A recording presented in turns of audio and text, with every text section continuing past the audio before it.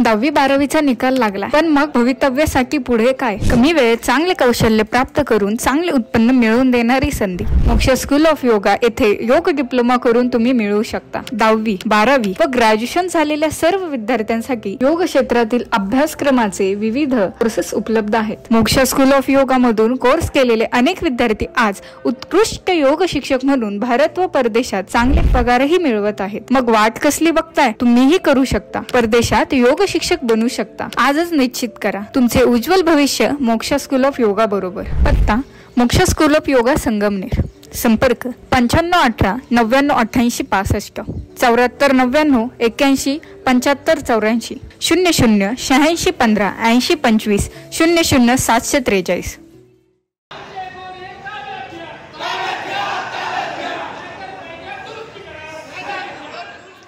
संगमनेरमध्ये भाकड जनावरं त्याचबरोबर छोट्या वासरांचा प्रश्न अतिशय गंभीर बनत चाललाय। आपल्या शेतीच्या गरजेनुसार पाळलेली जनावरं जेव्हा भाकड होतात तेव्हा त्यांचा उपयोग शेतकऱ्यांना राहत नाही। सद्य परिस्थितीमध्ये अशा जनावरांची खरेदी विक्री पूर्णपणे बंद झाल्यामुळे ही जनावरं शेतकऱ्यांसाठी मोठी डोकेदुखी बनत चालली आहे।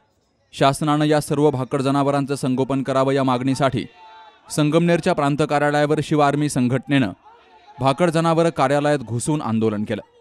तालुक्यामध्ये पशुपालकांची मोठी संख्या आहे। असं असताना या भाकड जनावरांचा चारा पाण्याचा खर्च शेतकऱ्यांना परवडत नाही।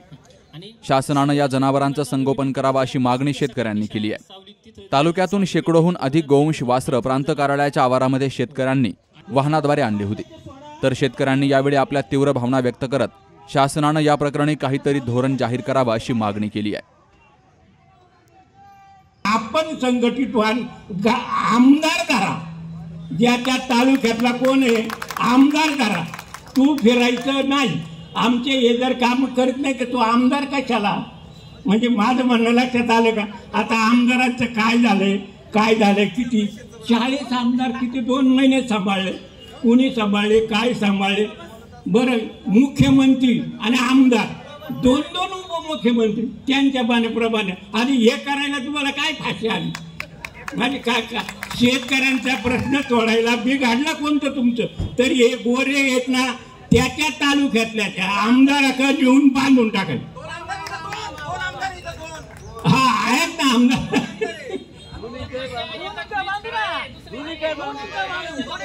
तो आमदार कोणी असू जाऊ, आपल्याला आमदार कोणाचा आहे याच्याशी काही घेणं देणं नाही, कोणत्या पक्षाचा आहे त्याच्याशी घेणं देणं नाही। आमचे काम करा, आम्ही मत दिलेत ना कोणीतरी। हे गोरे त्या आमदारांच्या घरी नेऊन बांधा, इकडे कचेरीत बांधून हे त्यांना कळणार, ते कळणार काही नाही। आमदार नाही तर आमदारांना फिरू द्यायचं बंद करा ना।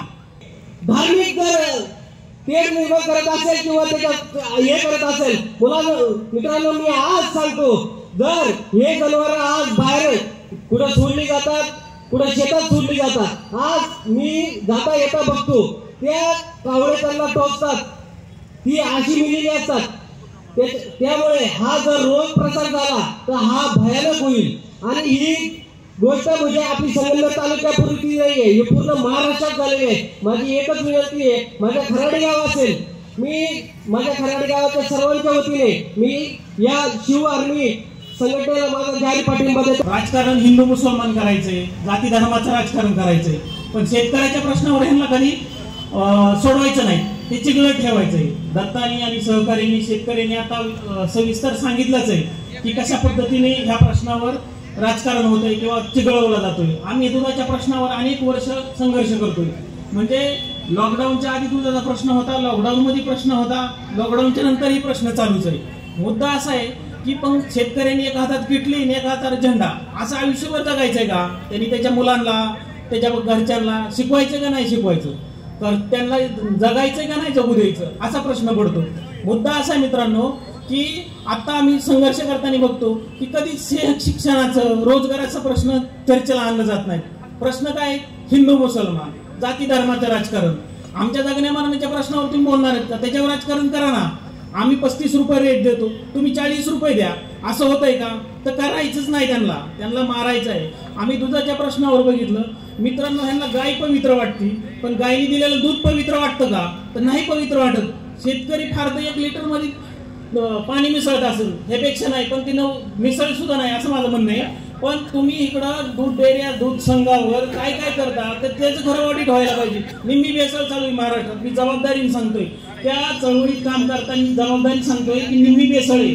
म्हणजे शेती दूध त्या धंद्यावर अवलंबून असणारा शेतकरी कधीच पुढे येत नाही, पण दुधाच्या व्यवसायावर अवलंबून असणारा त्याच्यावर पशुखाद्यवाला, जनावरांचा डॉक्टर सगळे श्रीमंत झाले. आणि दिवसभर त्या बायकोला घेऊन राहण्यात काम करणार शेतकरी माझं त्याचा पोट खपाटीला गेले.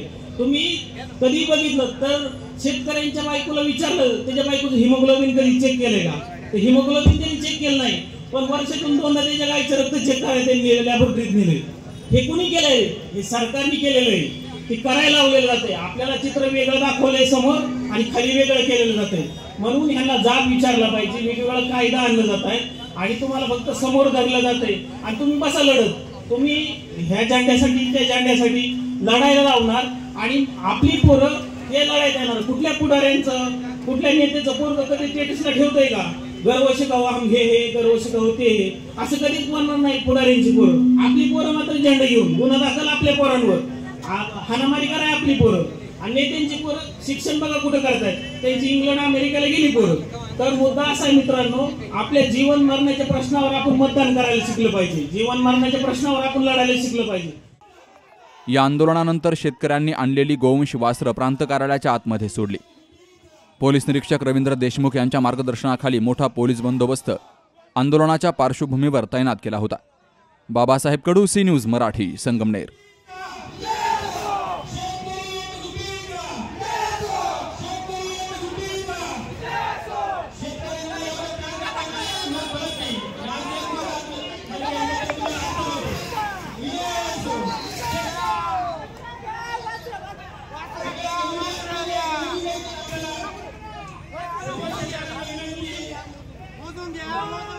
राजपालचा सेल म्हणजे कमीत कमी किंमत आणि भरपूर व्हरायटी.